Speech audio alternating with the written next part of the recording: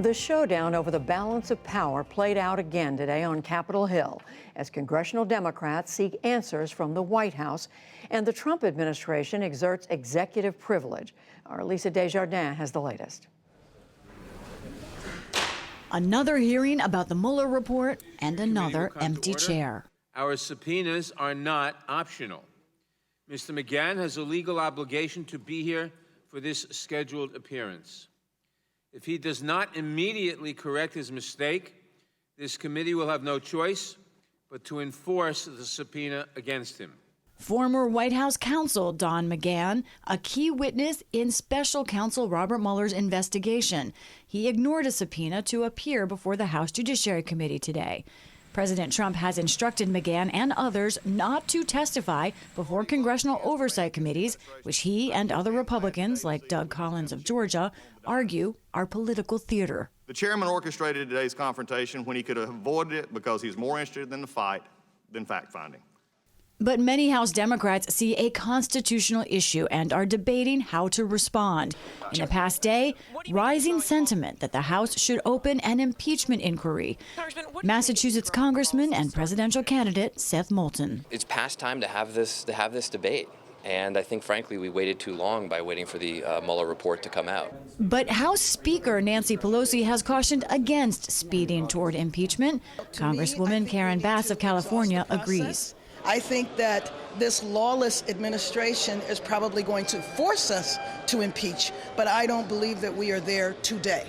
This as the president is on offense with a mocking tone in Pennsylvania last night. Angry Democrats all after us with all of it, and they still have it's like little embers that are burning. They're going crazy because when the Mueller report was finished, it said no collusion. They went crazy. The hearing is adjourned. House Democrats have called a meeting for tomorrow morning to talk about their next steps. For the PBS NewsHour, I'm Lisa Desjardins. Joining us now from Capitol Hill is Congressman Jamie Raskin, a Democrat from Maryland. He is a member of the House Judiciary Committee. Congressman Raskin, welcome back to the NewsHour. Thanks for having me, Judy. Absolutely. You are a member who is calling for impeachment proceedings to begin, but as you know, Speaker Pelosi is saying it's too soon. She's saying Democrats need to focus right now on the issues, and besides, there are other avenues that haven't been exhausted yet. Right.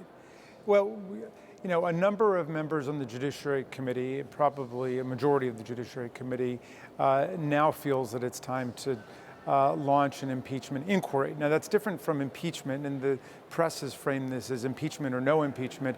The real question is, should we have an inquiry that looks into whether there have been high crimes and misdemeanors? And I think that there's been such overwhelming evidence presented to us from the special counsel in the Mueller report of presidential obstruction of justice, 11 different episodes of it, that it's staring us in the face.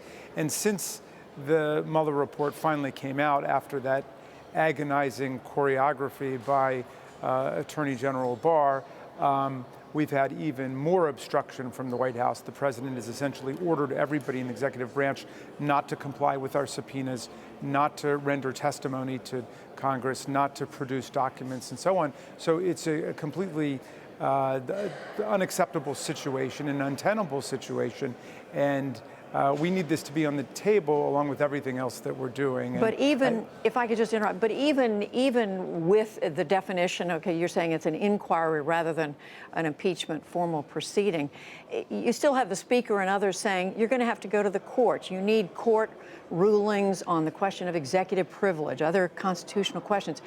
Can you really proceed in any meaningful way unless you have the courts with you? Well, I think first of all, the courts are going to be with us, starting with yesterday's excellent ruling for the Oversight Committee in its desire, and our desire, because I serve on that committee too, in our desire to obtain the information from the president's accountants. And the court there made the critical point, which is that if Congress has the power under Article 1 to impeach the president, we certainly have the lesser power to investigate the president for criminal deeds. But you have the executive branch going around and saying the Congress isn't a prosecutor. They can't get information from us about financial improprieties or other crimes that may have been committed. And the court completely repudiated that argument. So we've got the authority to get all of that stuff, and the Supreme Court has been very clear that the fact-finding function is an essential prerogative of the legislative branch of government. What about Speaker Pelosi's point, though, Congressman, that unless there's bipartisan agreement on this in the Senate, which there is not now, you're just in effect spinning your wheels? Well, you know, we love our speaker and we love her because of her political judgment, and I think that that is precisely what we're going to have to be discussing as we move forward. Obviously, there's overwhelming sentiment for launching an impeachment inquiry in our party, and we've heard from a lot of even more conservative members that they want the Democratic Party to stand tall and stand strong for the rule of law and for the Constitution. You know, the question of what the Senate will do, and we say this with respect to everything, you know, we just passed prescription drug reform to lower everybody's prescription drug prices. We passed gun safety to try to close the internet loophole and the private gun show loophole. We don't know what the Senate's going to do. Mitch McConnell seems to be sitting on everything. He calls himself now the Grim Reaper because he wants the Senate to be the graveyard for all of the good legislation we pass in the House. But you know what? We just have to ignore that and go on and do our jobs and try to encourage them as much as possible to do theirs too. And I think that this situation is no different. But it's not just the Senate. The latest poll we did came out earlier this month, showed only 39% of Americans think that impeachment proceedings should begin.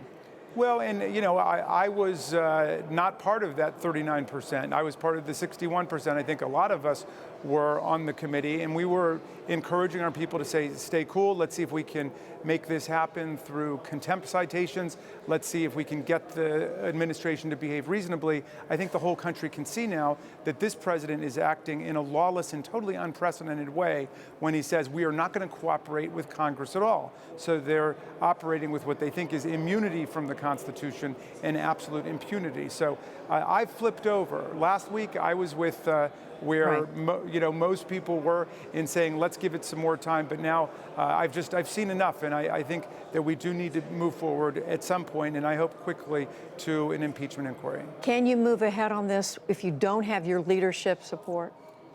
No, I think we've got to be together as a team, and we've got a great leader on the Judiciary Committee in Jerry Nadler, and we've got a great leader as Speaker, and the Democrats are unified in trying to stop this lawlessness. Judy, it's not an easy situation, as you know. We are dealing with the most lawless president of our lifetimes, and we're all trying to figure this out together. But I think that we've got great unity and solidarity within our caucus, and we're going to move together as one to try to get this done. Congressman Jamie Raskin of Maryland, who's a member of the Judiciary Committee. Thank you. Thank you for having me.